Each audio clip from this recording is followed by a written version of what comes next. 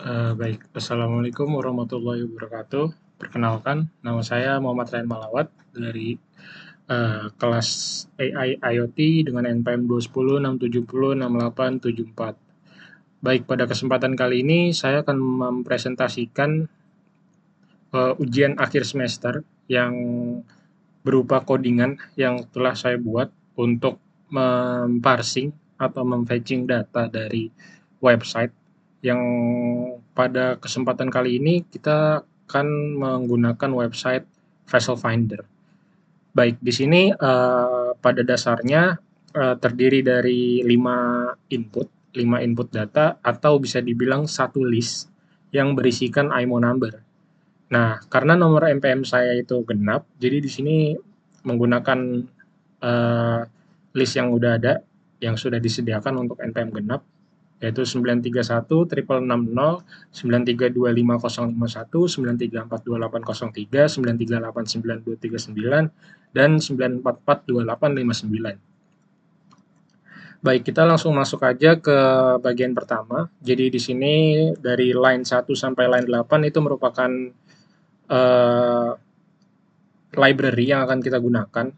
Di sini kita akan menggunakan SQLite, terus juga kita akan menggunakan Selenium, karena Selenium ini cukup membantu dalam proses parsing data, terutama pada website. Jadi di sini menggunakan Selenium. Terus di sini ada beberapa, kita ambil dari Selenium untuk kita ambil nantinya kayak misalkan key, by, WebDriver wait, dan seterusnya. Lalu berikutnya di sini kita akan mengimport time atau waktu. Jadi karena di sini nanti kita akan merancang program untuk nantinya dia mencari data yang ada di shape ID sini. Seakan-akan yang mencari data tersebut merupakan manusia gitu. Jadi di sini kita akan mengimport time dan juga import random. Nah, nanti mungkin kita akan langsung masuk ke yang bagian yang pertama untuk mengetahui kenapa kita mengimport time dan juga random. Baik, di sini fungsi yang akan kita definisikan itu ada simulate typing, di mana ini untuk mensimulasikan atau menjalankan seakan-akan si bot yang kita buat ini sedang ngetik gitu, seakan-akan manusia yang ngetik gitu. Nah, di sini ada elemen dan juga teks, di mana elemen ini untuk mengetahui kira-kira pada keyboard kita atau pada saat bot ini sedang mengetik itu akan masukin apa gitu. Nah, di sini kan ada beberapa tipe. Nah, di sini kita pakai char atau karakter. Nah, berikutnya itu teks, ya teks pada umumnya aja. Terus interval. Nah, interval ini untuk mengetahui berapa time step yang diperlukan gitu.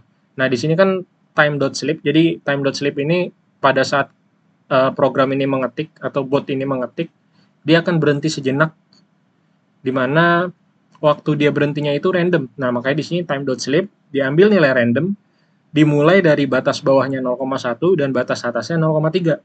Dengan time step itu interval tadi sama dengan 0,1. Jadi kemungkinan nanti bakal keluar atau pada saat ngetik itu variasi dia berhentinya 0,1 atau 0,2 atau 0,3 gitu. Baik, berikutnya itu ada ini untuk elemen, untuk mencari elemen.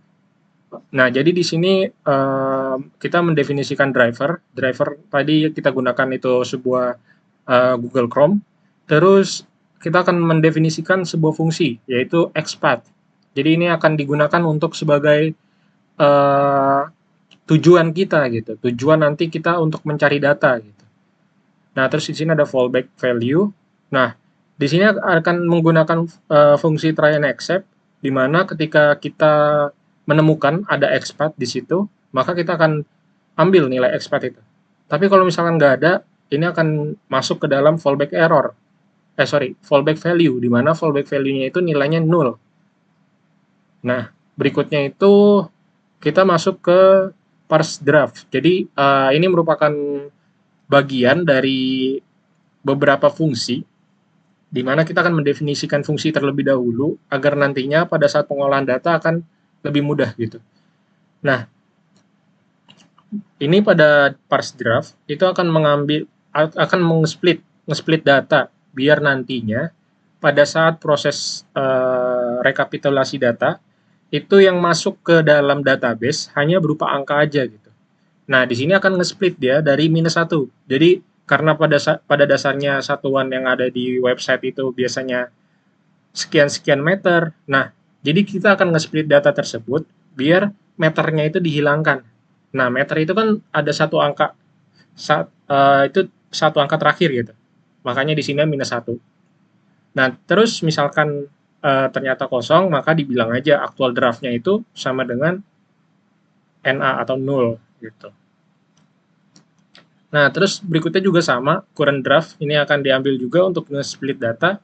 Terus di sini kembali lagi ke return current draft dan juga actual draft.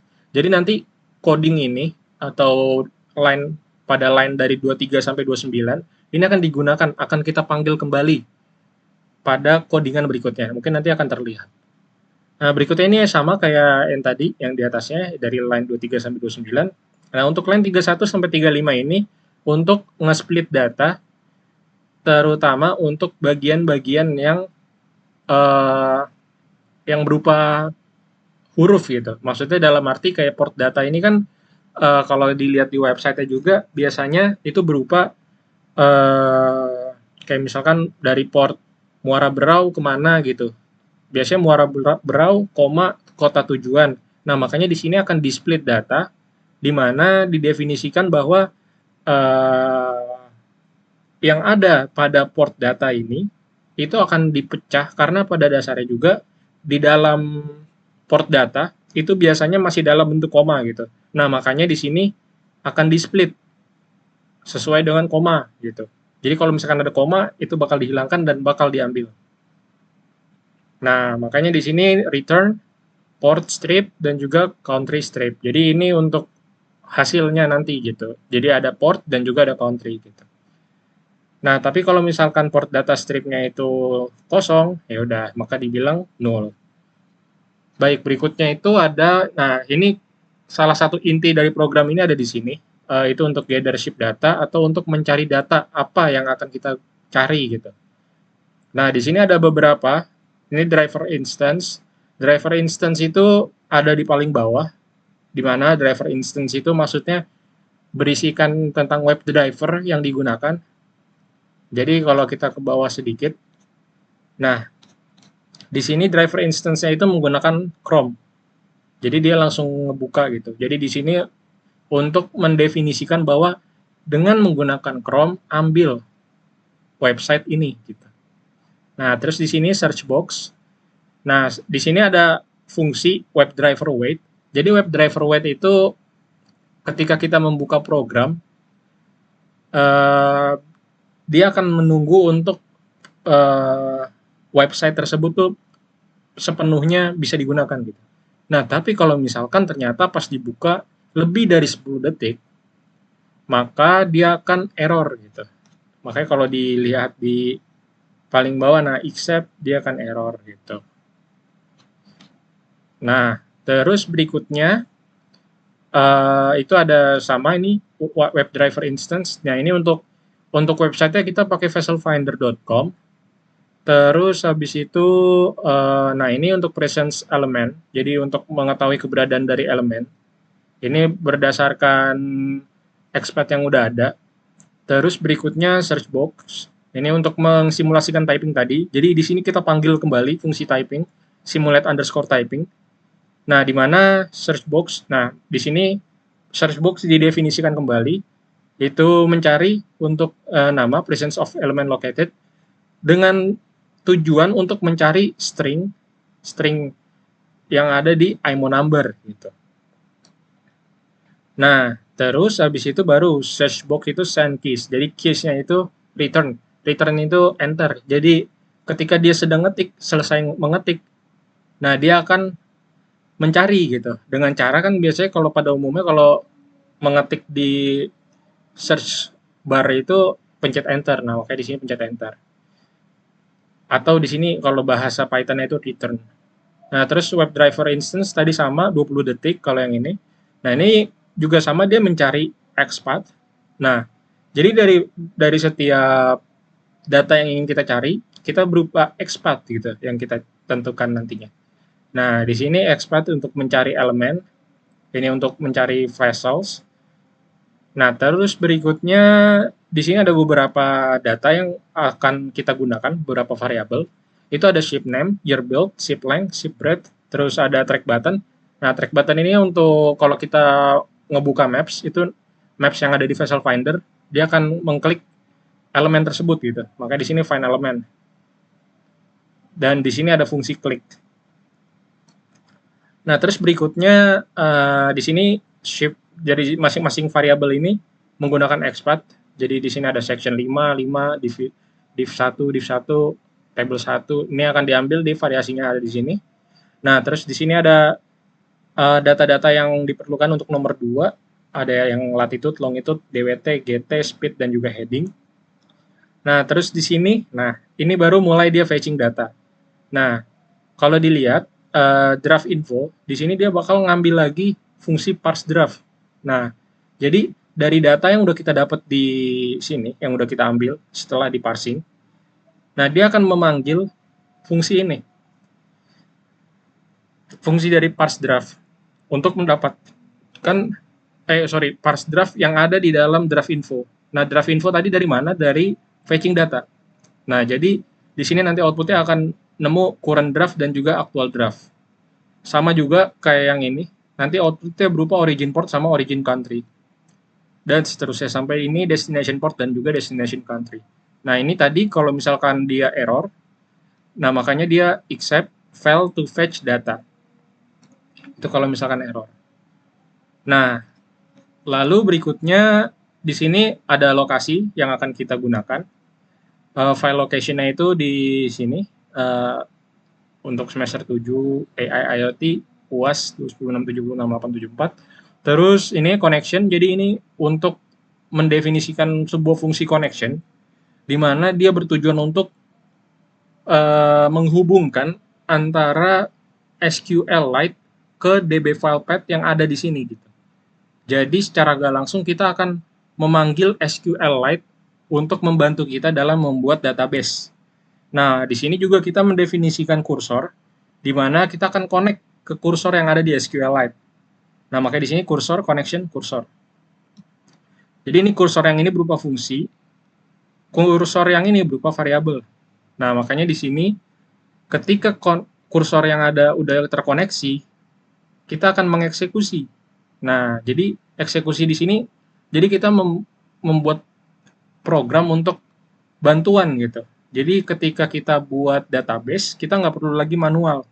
Jadi kita langsung aja bikin program yang membantu kita dalam memasukkan data-data yang kita dapat ke dalam database. Nah, di sini dia bakal mencet drop table if access vessel info, terus juga dia bakal mencet create table vessel info, di mana masing-masing kolom terdiri dari ini. Nah, terus berikutnya itu ada driver instance yang tadi udah dijelaskan. Nah, jadi ini udah untuk driver instance ini sebenarnya cukup dua ini aja. Jadi dia bakal ngasih tahu kalau misalkan nanti driver instance-nya dia bakal menggunakan web driver berupa Chrome, dan juga driver instance-nya nanti akan menggunakan bukan menggunakan. Jadi nanti ketika kita nge-running program ini, posisi dari si Google Chrome-nya itu akan berada pada kondisi maximize gitu. Jadi biar kita lebih enak ngeliatnya. Nah, ini untuk mencari fungsi untuk mencari IMO number tadi. Nah, jadi di sini dia bakal nyari ship data. Tadi gather ship data nih, balik lagi ke gather ship data. Ketika dia udah mendapatkan gather ship data, nah dia bakal coba untuk memasukkan ke dalam vessel info gitu. Nah, kalau misalkan ternyata nggak ada, nah dia bakalan error. Nah, ketika kan ini driver instance ini sebenarnya dia salah satu salah satu fungsi yang akan berjalan terus-menerus gitu. Nah, makanya ketika sudah selesai codingan ini, dia harus di-close si web drivernya itu dengan fungsi connection itu di-close atau ditutup, sama drive instance yang tadi udah kita definisikan di quit gitu. Nah, jadi mungkin untuk lebih jelasnya bisa langsung kita running aja programnya dengan cara klik kanan. Di sini run Python, run file in terminal. Nah, kita tunggu beberapa saat. Nah, baik, ini udah terbuka. Jadi, seperti yang tadi dijelaskan bahwa ini akan melakukan maximize dan akan mengambil data dengan range waktu 0,1 sampai 0,3 second. Jadi seakan-akan yang ngetik ini bot gitu. Nah, di sini lagi proses pencarian data. Dia lagi mengambil data yang ada di dalam sini. Nah, ini lanjut lagi lanjut lagi pencarian IMO-nya. Nah, dia akan ngeklik tadi yang ada di Maps. Jadi untuk mengetahui kira-kira si kapal ini ada di mana gitu. Dan nah, ini udah selesai. Dia lagi loading untuk nge-saving. Nah, ketika udah keluar seperti ini, data successfully saved, kita bisa langsung buka menggunakan SQL.lite. Kita pakai yang mudah untuk digunakan aja, DB browser. Kita pencet. Nah, ini kita buka. Baik, di sini kita buka dulu tadi berada pada apa namanya? Was AI IoT ada di folder AI dan IoT. Nah, ini yang jam 18.17 kita buka. Nah, kita buka database, kita browse data. Di ship detail emang masih kosong karena tadi kita mendeklarasikan yang ada di dalam sini itu vessel info. Nah, makanya di ship details dia masih kosong. Tapi kalau kita pencet, di sini ada opsi mau ship details atau vessel info. Nah, kita pencet vessel info. Nah, di sini kayak yang tadi udah dijelaskan juga, ketika dia nggak ada namanya, dia akan ditulis NA gitu. Nah, makanya di sini ada satu kapal yang NA. Terus berikutnya di sini, nah misalkan ada data yang ternyata origin country-nya nggak ada, dia bakal langsung ketulis NA sesuai definisi yang sudah tadi dijelaskan. Gitu. Nah, di sini ada latitude, longitude juga ada, terus heading, dan ya sudah lengkap semuanya. Baik, mungkin sekian presentasi yang dapat saya sampaikan. Jika ada kesalahan, mohon maaf. Wassalamualaikum warahmatullahi wabarakatuh.